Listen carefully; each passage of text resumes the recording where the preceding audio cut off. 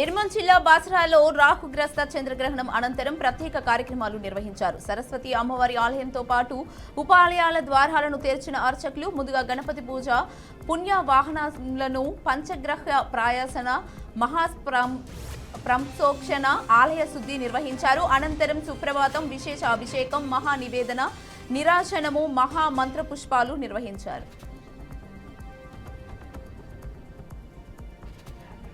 నిర్మల్ జిల్లా లోకేశ్వరం మండలానికి మన్మథ్ గ్రామానికి చెందిన గుండ్ల సంతోష్ గోదావరి నదిలో చేపలు పట్టేందుకు వెళ్లాడు. ఈ క్రమంలో అతనికి వలలో ఓ వింత చేప చిక్కింది. ఆ చేపకు మనిషి దంతాల్లాంటి దంతాలు ఉండటంతో గ్రామస్తులు హల్చల్ రేగింది. చేపను చూసేందుకు పెద్ద సంఖ్యలో గ్రామస్తులు అక్కడికి చేరుకొని ఆశ్చర్యం వ్యక్తం చేశారు.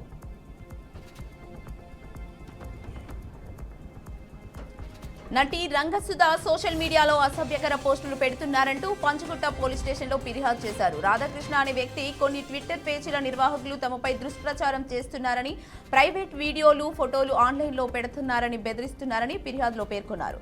ఈ ఘటనపై పోలీసులు కేసు నమోదు చేసి దర్యాప్తు ప్రారంభించారు.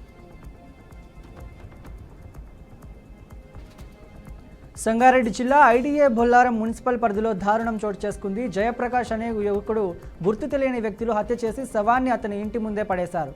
మున్సిపల్ పరిధిలో కేబీఆర్ కాలనీ మేస్త్రి పనులు చేస్తూ జీవనం సాగిస్తున్న జయప్రకాష్ స్వస్థలం ఒంగోలు అని పోలీసులు గుర్తించారు. ఈ ఘటనపై విచారణ జరుపుతున్నారు.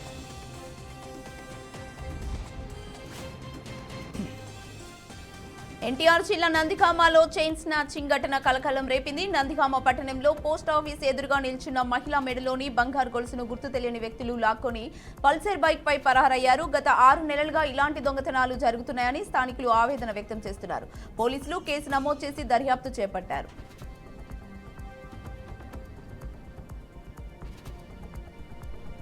హన్మకొండ జిల్లా మర్రిపల్లిగూడెం గ్రామ సొసైటీ వద్ద యూరియా కోసం రైతులు పెద్ద ఎత్తున వేచి చూస్తున్నారు. తెల్లవారుజాము నుంచే చెప్పులు లైన్లో పెట్టి ఎరువుల కోసం అందుకోవాలన్న ఆశతో రైతులు గంటల తరబడి ఎదురు చూస్తున్నారు. యూరియా కొరత కారణంగా ఇబ్బందులు పడుతున్నామని రైతులు ఆవేదన వ్యక్తం చేస్తున్నారు. అనంతపురం జిల్లా తాడిపత్రి రూరల్ పరిధిలో బుగ్గ గ్రామ పంచాయతీకి చెందిన అల్ట్రాటెక్ సిమెంట్ పరిశ్రమ పరిసర ప్రాంతాల్లో నిర్మిస్తున్న అమరావతి హైవే బ్రిడ్జ్ వద్ద దారుణం జరిగింది. లారీ డ్రైవర్ నిద్రపోయి తన లారీని సెక్యూరిటీ షెడ్ పైకి తీసుకెళ్లడం వల్ల అక్కడ సెక్యూరిటీ గార్డ్ మస్తాన్ అక్కడికక్కడే మృతి చెందారు. Tadipatri rural up grade police station అధికారులు కేసు నమోదు చేసి మృతదేహాన్ని తాడిపత్రి ప్రభుత్వ ఆసుపత్రికి తరలించారు.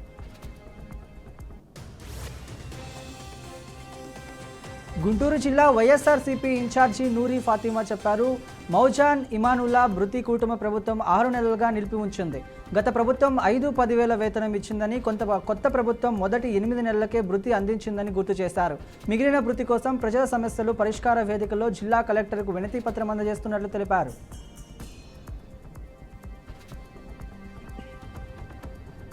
అన్నమయ్య జిల్లా రాజంపేటలో నందలూరు మండలంలోని మరాఠాపల్లిలో అల్లుడు తన అత్తపై కత్తితో దాడి చేసి ఆమెకు తీవ్ర గాయాలు కలిగించారు. రాజంపేటలో ప్రాథమిక చికిత్స అనంతరం ఆమె కడప రిమ్స్కు తరలించబడ్డారు. నందమూరు పోలీసులు కేసు నమోదు చేస్తున్నారు. అదే సమయంలో గుంటూరు జిల్లా వైఎస్ఆర్సీపీ ఇన్ఛార్జ్ నూరి ఫాతిమా మౌషాన్ ఇనుముల భృతిని కూటమి ప్రభుత్వం 6 నెలలుగా నిలిపి ఉంచినట్లు తెలిపారు.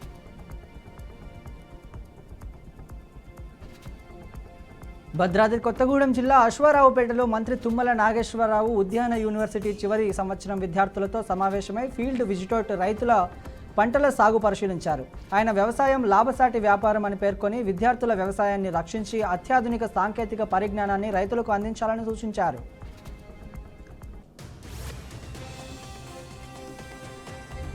కర్నూలు జిల్లాలో ఉల్లి రైతుల ఆందోళనపై జిల్లా కలెక్టర్ రంజిత్ బాషా, జేసీ నవ్య జిల్లా ఎస్పీ విక్రాంత్ పాటిల్ మార్కెట్ యార్డ్ను సందర్శించారు. రైతులు ఆందోళన చేయవద్దని, ప్రభుత్వ మద్దతు ధర 1200కు అమ్మిన ఉల్లిగడ్డల వ్యత్యాసం బ్యాంకు ఖాతాకు జమ చేస్తారని, సరుకు నాణ్యమైనదిగా ఉండేలా అవసరమైన డాక్యుమెంట్లతో తీసుకురావాలని సూచించారు. నంద్యాల జిల్లా ఆత్మకూరులో వైఎస్ఆర్సీపీ లెడ్ రైతు నిరసన కార్యక్రమాన్ని జరిగింది. స్థానిక పార్టీ కార్యాలయంలో శ్రీశైలం నియోజకవర్గం మాజీ ఎమ్మెల్యే శిల్పా చక్రపాణి రెడ్డి ఆధ్వర్యంలో రైతు పోరు పోస్టర్ ఆవిష్కరించబడింది. ప్రధాన కార్యక్రమం కూటమి ప్రభుత్వం రైతుల యూరియా సరఫరాలో విఫలమై గ్రామాల్లో యూరియా అరాకొరగా మాత్రమే పంపిణీ చేస్తున్నట్లు రైతులు వాపోయారు. మాజీ CM YS Jaganmohan Reddy RTO కార్యాలయం నిరసన కార్యక్రమాలు నిర్వహించాలని ఆదేశించారు.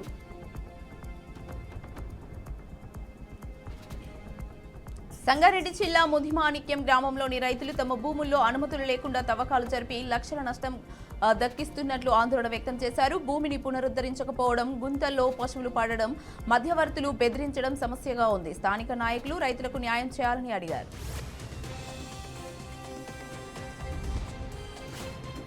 సికింద్రాబాద్ పద్మారావు నగర్లో ఎలిగంటి బాలయ్య 100 సంవత్సరాలు పూర్తి చేసి 101వ పుట్టినరోజు సందర్భాలు చేశారు. ఆయన కొడుకులు, కూతుర్లు, మనవరాళ్లు, మునిమనవళ్లు పుట్టినరోజు శుభాకాంక్షలు తెలిపారు. బాలయ్య యువతకు ఇంటి భోజనం తినడం, ఆరోగ్యకరమైన ఆహారం, రోజు వ్యాయామం ముఖ్యమని సూచించారు. ఈ కార్యక్రమానికి పలువురు ప్రముఖులు హాజరయ్యారు.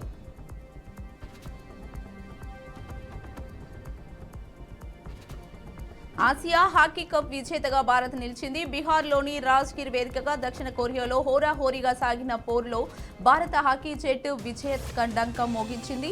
డిఫరెంట్ ఛాంపియన్ దక్షిణ కొరియాపై 4-1 తేడా గెలిచి హాకీ ప్రపంచ కప్ టోర్నీకి అర్హత సాధించింది. ఫస్ట్ మినిట్లోనే భారత్కు సుఖ్జిత్ సింగ్ గోల్ అందించారు. అలాగే 2 గోల్స్లో దిల్ప్రీత్ సింగ్ అదరగొట్టడంతో ఏ దశలోనూ సౌత్ కొరియాకు అవకాశం లభించలేదు. భారత్ జట్టు హాకీ ఆసియన్ కప్ గెలవడం ఇది 4వసారి.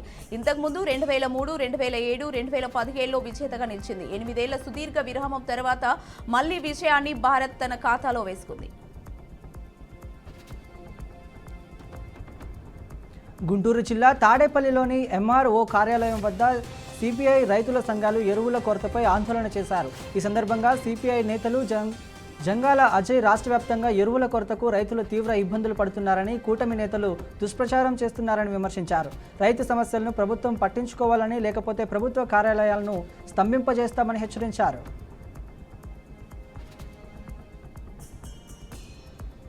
కడప జిల్లా బద్వేల్ ఆర్టీసీ డిపో వద్ద వికలాంగుల ధర్నా నిర్వహించారు. రాష్ట్ర పోరాట సమితి అధ్యక్షులు ఇండ్ల ఓబిలేష్ మాట్లాడుతూ మహిళలకు ఇచ్చినట్లే వికలాంగులకు కూడా ఉచిత బస్సు సౌకర్యం, ఉద్యోగాలు, ఇళ్ల స్థలాలు కల్పించాలని డిమాండ్ చేశారు. సిపిఐ నాయకుడు బాలు కూడా ఫ్రీ బస్ పాసులు ఇవ్వాలని, లేకపోతే రాష్ట్ర వ్యాప్తంగా ధర్నాలు చేపడతామని హెచ్చరించారు.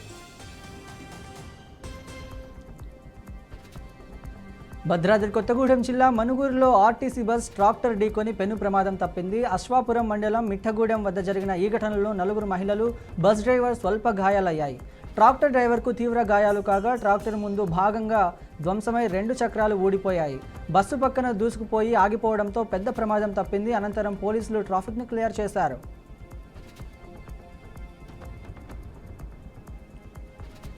కర్నూలు జిల్లా అదోనిలో నిర్మాణంలో ఉన్న మెడికల్ కళాశాల ప్రైవేటీకరణకు వ్యతిరేకంగా విద్యార్థులు ఆందోళన చేశారు. పీడీఎస్ఓ, డిఎస్ఎఫ్ ఆధ్వర్యంలో బైఠాయించిన వారు కళాశాలను ప్రైవేట్కు అప్పగించడం పేదలకు అన్యాయమని పేర్కొంటూ వైద్య, విద్య ప్రభుత్వ ఆధీనంలో ఉంచాలని డిమాండ్ చేశారు.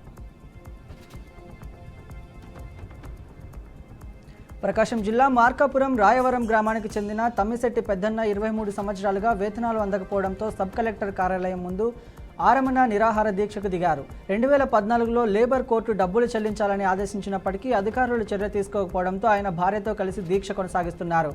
న్యాయం లేకపోతే ప్రాణాలు విడిచే వరకు ఆందోళన కొనసాగిస్తామని హెచ్చరించారు.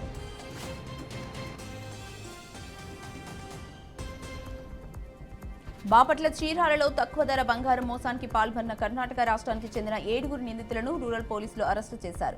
ప్రధాన నిందితుడు సాతుపాటి యువరాజు, ఇతర 6 కుమార్ అనే వ్యక్తితో కలిసి బాధితుడు నాగరాజును మోసం చేసినట్లు ఫిర్యాదు అందింది. నిందితులను స్టేషన్కు తరలించి పలు సెక్షన్ల కింద కేసులు నమోదు చేసి కోర్టులో హాజరుపరచనున్నారు.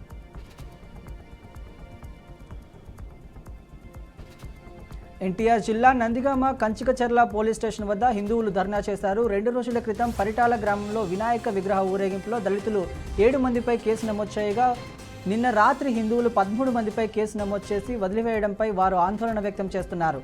ఈరోజు బంద్ డిమాండ్తో హిందువులు పోలీస్ స్టేషన్ వద్ద ధర్నా కూర్చున్నారు.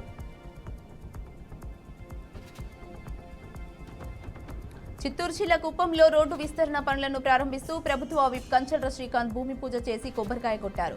ఎమ్మెల్సీ శ్రీకాంత్ మున్సిపల్ అధ్యక్షులు రాజ్ కుమార్ ప్రకారం కృష్ణగిరి సర్కిల్ నుండి గడ కార్యాలయం ఫ్లైఓవర్ బ్రిడ్జి వరకు పనులు జరగనున్నాయి. భవనాలు కోల్పోయే వారికి న్యాయం చేస్తారని, ప్రజలు అభివృద్ధికి సహకరించాలని హితవు పలికారు.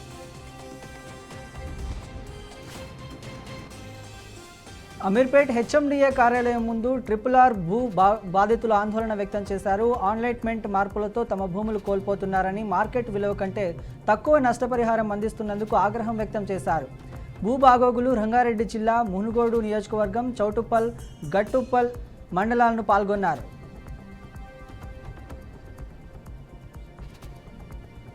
యాచారం జిల్లా నందివనపర్తి గ్రామంలో మైనర్ దళిత బాలికపై గడాల క్రాంతి కుమార్ లైంగిక దాడికి పాల్పడ్డాడు. భాషామోని క్రాంతి బెదిరించి అత్యాచార యత్నం చేశాడు. బాలిక 100 నంబర్కు ఫోన్ చేసి పరిస్థితి బయటపడడంతో పోలీసులు ఇద్దరిని అదుపులోకి తీసుకున్నారు. కర్నూలు జిల్లా ఉల్లి మార్కెట్లో ఏపీ కాంగ్రెస్ అధ్యక్షురాలు వైఎస్ షర్మిల పర్యటన నిర్వహించారు. ఉల్లి రైతుల కష్టాలు, పండించిన పట్టుకు గిట్టుబాటు ధర లేని సమస్యలను పరిశీలించారు. తనయుడు రాజారెడ్డితో రైతులతో సంభాషిస్తూ సమస్యలు తెలుసుకున్నారు. రాజారెడ్డి రాజకీయ ఎంట్రీ సందర్భం కావడంతో కాంగ్రెస్ నేతలు, కార్యకర్తలు పెద్ద ఎత్తున చేశారు. భద్రత కోసం భారీగా పోలీసులు బందోబస్తు ఏర్పాటు చేయబడింది.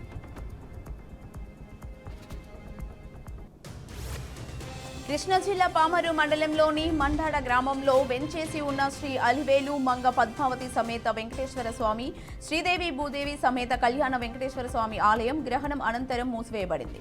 ఆలయాన్ని శుద్ధి చేసి భక్తుల కోసం తిరిగి తెరిచారు.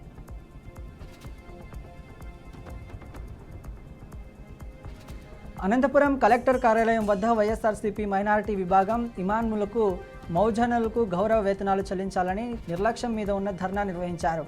మేయర్ వసీం తెలిపారు, కూటమి ప్రభుత్వం 17 నెలలుగా ముస్లింలకు అన్యాయం చేస్తున్నారని, ఎన్నికల ముందు ఇస్లామిక్ బ్యాంక్, దల్హాల్ పథకాలు ప్రకటించినప్పటికీ చంద్రబాబు వైఖరి మార్చి ముస్లింలకు అన్యాయం చేస్తున్నారని పేర్కొన్నారు.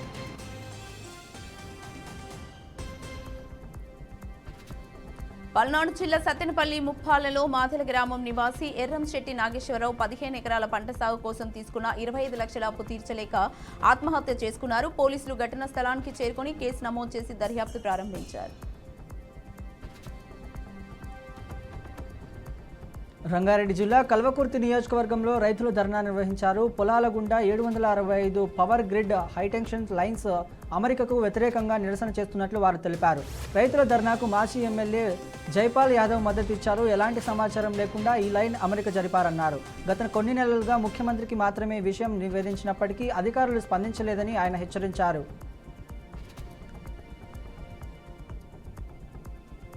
ఆసియా కప్ హాకీ టైటిల్ సాధించిన భారత పురుషుల జట్టుకు ఏపీ సీఎం చంద్రబాబు అభినందనలు తెలిపారు. దక్షిణ కొరియాపై విజయం 8 ఏళ్ల తర్వాత టైటిల్ దక్కిందని ఆయన పేర్కొన్నారు. ఈ గెలుపు భారత క్రీడలో గర్వించదగ్గ మైలురాయిగా నిలుస్తుందని అన్నారు. యువ ఆటగాళ్ల ధైర్యం, పట్టుదలకు ఇది ఉదాహరణ అని కొనియాడారు. హాకీ వారసత్వానికి ముందుకు తీసుకెళ్లాలని ఆకాంక్షిస్తూ ప్రపంచ వేదికపై మరిన్ని చిరస్మరణీయ విజయాలు సాధించాలని ఆకాంక్షించారు.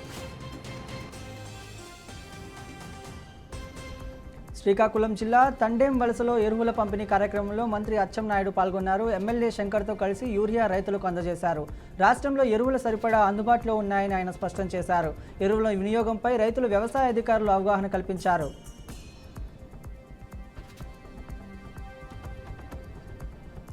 గుంటూరు గ్రామీణం తురకపాలెంలో మేలియాయిడోస్ కేసు వెలుగులోకి వచ్చింది. ఒకరికి పాజిటివ్గా తేలడంలో హైదరాబాద్ సిబయోటిక్ నుంచి వచ్చిన 3 శాస్త్రవేత్తలు గ్రామంలో పర్యటించారు. మట్టి నమూనాలు సేకరించి పరీక్షల కోసం హైదరాబాద్కు తీసుకెళ్లారు. పరీక్షల అనంతరం ప్రభుత్వానికి నివేదిక అందించనున్నారు.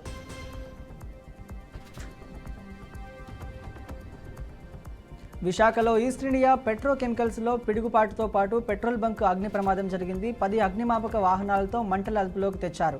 సమీప ప్రాజెక్టులకు ఎలాంటి ప్రమాదం జరగలేదు. ప్రభుత్వం భయపడాల్సిన అవసరం లేదని హోంమంత్రి అనిత తెలిపారు.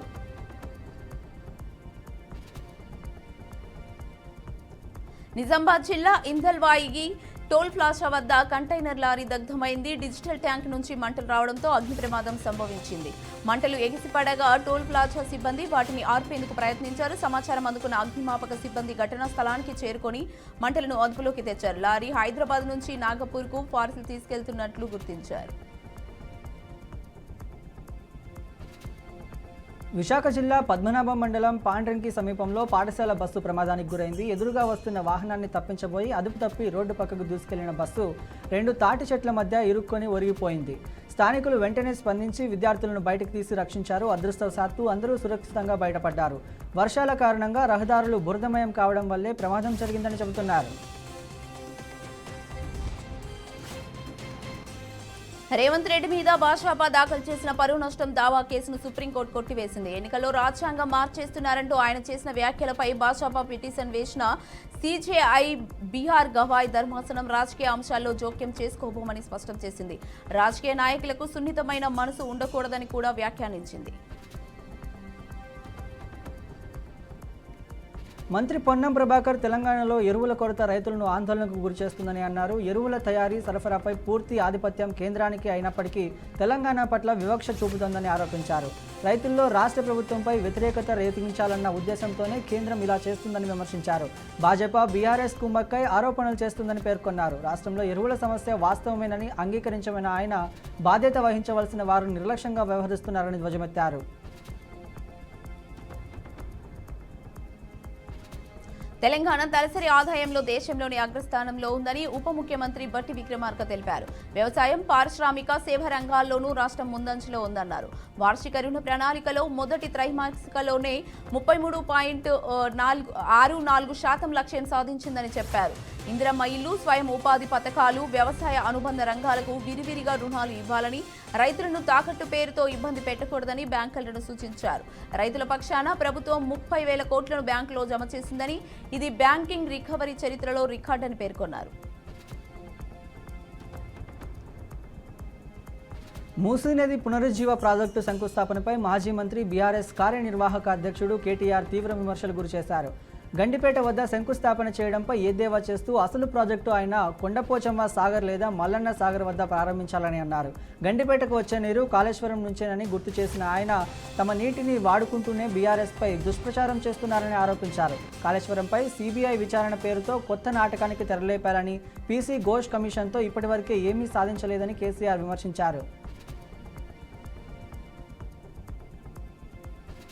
రీజనల్ రింగ్ రోడ్డుతో రైతుల భూములు కోల్పోతున్న సందర్భంలో మునుగోడు ఎమ్మెల్యే కోమటిరెడ్డి రాజగోపాల్ రెడ్డి స్పందించారు. గత బీఆర్ఎస్ ప్రభుత్వం ఒక పరిశ్రమ కోసం రహదారి అలైన్మెంట్ మార్చిందని ఆయన ఆరోపించారు. ఇప్పుడు ఉత్తర భాగం అలైన్మెంట్ మారాలంటే ప్రభుత్వమే మారాలేమో అని సంచలన వ్యాఖ్య చేశారు. ప్రజలకు అన్యాయం జరిగితే పదవిని సైతం పక్కన పెట్టి పోరాడతానని, అవసరమైతే ప్రాజెక్టు రద్దయినా సరే రైతుల న్యాయం కాపాడుతానని రాజగోపాల్ రెడ్డి స్పష్టం చేశారు. కామారెడ్డి బీసీ డిక్లరేషన్ విజయోత్సవ సభకు లక్షల మంది హాజరై కేంద్రంపై సమరశంఖం పునరుద్ధరిద్దామని పీసీసీ అధ్యక్షుడు మహేష్ కుమార్ గౌడ్ పిలుపునిచ్చారు. కామారెడ్డి జిల్లా కేంద్రంలో జరిగిన సన్నాహిక సమావేశంలో ఆయన మాట్లాడుతూ కామారెడ్డిలోనే కేంద్రంపై సమరశంఖం పూరించబోతున్నామని స్పష్టం చేశారు. బీసీలకు స్థానిక సంస్థల ఎన్నికల్లో, విద్యా, ఉద్యోగాల్లో 42% రిజర్వేషన్లు కల్పించేందుకు ప్రభుత్వం ప్రవేశపెట్టిన బిల్లులను చట్టబద్ధం కాకుండా భాజపా నాయకులు అడ్డుకుంటున్నారని ఆరోపించారు.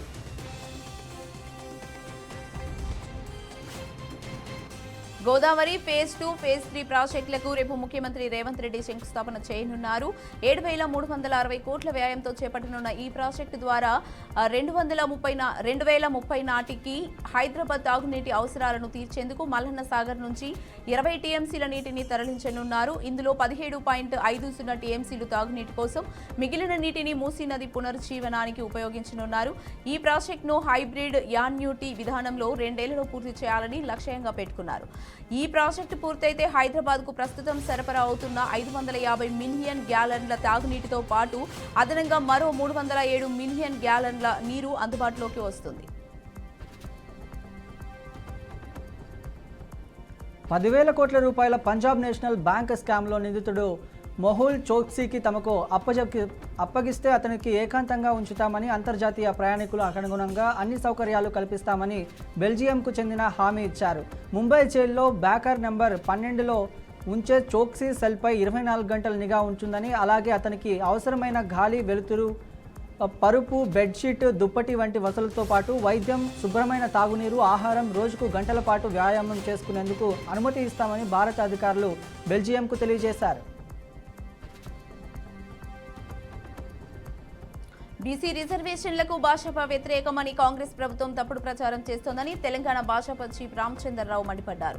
కాంగ్రెస్ పార్టీ ప్రజలను కామారెడ్డిలో బీసీ డిక్లరేషన్ పేరుతో ద్రోహం చేసిందని ఆరోపించారు. తెలంగాణ బీసీలను కాంగ్రెస్ మోసం చేస్తుందని విమర్శించారు. బీసీలకు 42% రిజర్వేషన్లు కల్పించకుండా కామారెడ్డి గడ్డ మీద మాట్లాడే అర్హత కాంగ్రెస్ కి లేదన్నారు. పంచాయతీ ఎన్నికలు నిర్వహించకపోవడం వల్ల రాష్ట్రానికి రావాల్సిన 3,000 కోట్లు ఆగిపోయాయని చెప్పారు. 17న తెలంగాణ విమోచన దినోత్సవ వేడుకలకు రాజ్నాథ్ సింగ్ వస్తున్నారని, అటల్ బిహారీ వాజ్పేయి విగ్రహాన్ని ఆవిష్కరిస్తారని తెలిపారు. మన్నేరు ముంపు బాధితులకు ఇబ్బంది లేకుండా కరకట్టలు నిర్మించాలని మంత్రి తుమ్మల నాగేశ్వరరావు అధికారులను ఆదేశించారు. ప్రభుత్వ శాఖలు ఏజెన్సీల సమన్వయంతో కరకట్టలు నిర్మించాలన్నారు. పారునీటి నీటిపారుదల ఆర్బీ&, అధికారులతో మంత్రి సమీక్ష నిర్వహించారు. ఖమ్మం మన్నేరు కరకట్టల నిర్మాణం, కేబుల్ వంతెన నిర్మాణాలపై ఆరా తీశారు. ఏప్రిల్ చివరి నాటికి కేబుల్ వంతెన పూర్తి చేయాలని మంత్రి ఆదేశించారు. 180 కోట్ల వ్యయంతో కేబుల్ వంతెన నిర్మాణం, 690 కోట్లతో మన్నేరు కరకట్టల నిర్మాణం చేపట్టినట్టు తెలిపారు. కేంద్ర ప్రభుత్వం తీసుకొచ్చిన నూతన జాతీయ విద్యా విధానాన్ని ఏపీ విద్యాశాఖ మంత్రి నారా లోకేష్ సమర్థించారు. ఇండియా టుడే సౌత్ కాన్క్లేవ్ 2025లో తన అభిప్రాయాలను పంచుకున్నారు. నూతన జాతీయ విద్యా విధానంలో 3 భాషలు నేర్చుకోవాలని చెబుతున్నప్పటికీ ఎక్కడా హిందీ తప్పనిసరి అని చెప్పలేదని అన్నారు. ఢిల్లీలో కేంద్ర విద్యాశాఖ మంత్రి ధర్మేంద్ర ప్రధాన్ను కలిశానన్నారు. మాతృభాషలో బోధనపై దృష్టి పెట్టాలని ఆయన స్పష్టంగా చెప్పారు. ఒక భారతీయుడిగా మాతృభాష ప్రాధాన్యం తనకు తెలుసునని చెప్పారు. తమ నియోజకవర్గాల్లో అభివృద్ధి పనుల కోసం నిధులు, అనుమతులను ఇవ్వాలని కోరుతూ 9 మంది ఎమ్మెల్యేల ముఖ్యమంత్రి రేవంత్ రెడ్డితో సమావేశమయ్యారు. ఇటీవల స్పీకర్ నోటీసులు అందుకున్న 10 మంది ఎమ్మెల్యేలతో కడియం శ్రీహరి మినహా మిగిలిన 9 మంది ఈ భేటీలో పాల్గొన్నారు. ఉప ముఖ్యమంత్రి భట్టి విక్రమార్క, మంత్రులు శ్రీధర్ బాబు, పొంగులేటి శ్రీనివాసరెడ్డి కూడా ఈ సమావేశంలో హాజరయ్యారు. దానం నాగేందర్, పోచారం శ్రీనివాసరెడ్డి, బండ్ల కృష్ణమోహన్ రెడ్డి, ప్రకాష్ గౌడ్, తెల్లం వెంకట్రావు, గాంధీ, కాలే యాదయ్య, సంజయ్, మహిపాల్ రెడ్డి ఈ సమావేశంలో హాజరైనట్టు సమాచారం.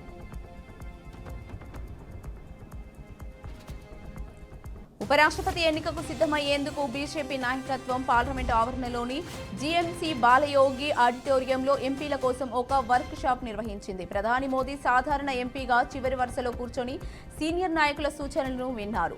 జీఎస్టీ రేట్ల తగ్గింపుపై ఎంపీలు మోదీని అభినందిస్తూ తీర్మానం చేశారు. దీనికి స్పందించిన మోదీ తాను కూడా ఒక సాధారణ కార్యకర్తనే అని చెప్పారు. సోషల్ మీడియాను సమర్థవంతంగా ఉపయోగించుకోవడం, ప్రభుత్వ పథకాలను ప్రజల్లోకి తీసుకెళ్లడంపై దృష్టి పెట్టాలని సీనియర్ నాయకులు ఎంపీలకు సూచించారు. 2 రోజులు ఈ వర్క్ షాప్ లో మోదీ ఎంపీలను ఉద్దేశించి మాట్లాడారు. రష్యా నుంచి చమురు కొనుగోలు చేసే భారత్ వంటి దేశాలపై ఆంక్షలు విధించడం సరైన నిర్ణయమేనని ఉక్రెయిన్ అధ్యక్షుడు బెలెన్స్కీ వ్యాఖ్యానించారు. మాస్కో, కీవ్ మధ్య సంధి కుదుర్చుకునేందుకు భారత్ దౌత్యయత్నాలు చేస్తున్న ఆయన నుంచి ఎటువంటి వ్యాఖ్యలు రావడం గమనార్హం. బెలెన్స్కీ ఓ ఇంటర్వ్యూలో రష్యాతో వ్యాపార లావాదేవీలు చేస్తున్న దేశాలపై టారిఫ్లు విధించడం సరైన చర్చ అని తెలిపారు. ఇటీవల షాంఘై సహకార సంస్థ సదస్సు ప్రధాని మోడీ తియాన్జాన్లో చైనా అధినేత జిన్పింగ్ రష్యా అధ్యక్షుడు పుతిన్తో కలిసి నివేదిక పంచుకోవడంపై స్పందిస్తూ ఈ వ్యాఖ్యలు చేశారు.